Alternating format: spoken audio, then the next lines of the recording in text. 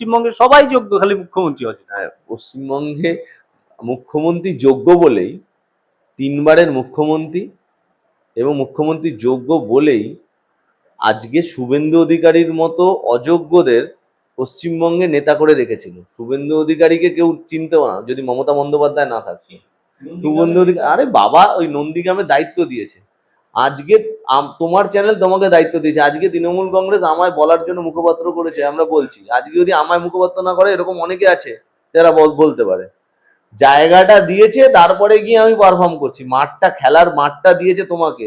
Jersey আর বুটটা পরে প্রথম 11তে রেখেছে মমতা বন্দ্যোপাধ্যায়। ওর বাবা শুভেন্দু অধিকারী, যাই হোক, এখন আবার মোদিজি ওনার বাবা। যাই হোক, সেই বিতর্কে আমি যাচ্ছি না।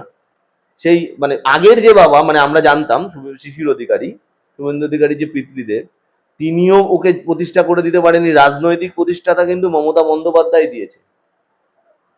শুভেন্দু অধিকারী শিশির অধিকারী ছেলে, এইটুকুনি পরিচয় ছিল। বাদ বাকি জায়গা, তাই শুভেন্দু অধিকারী কাকে, মমতা বন্দ্যোপাধ্যায়ের যোগ্যতা বিচার করার মতো শুভেন্দু অধিকারীর এখনো সেই যোগ্যতা হয়নি।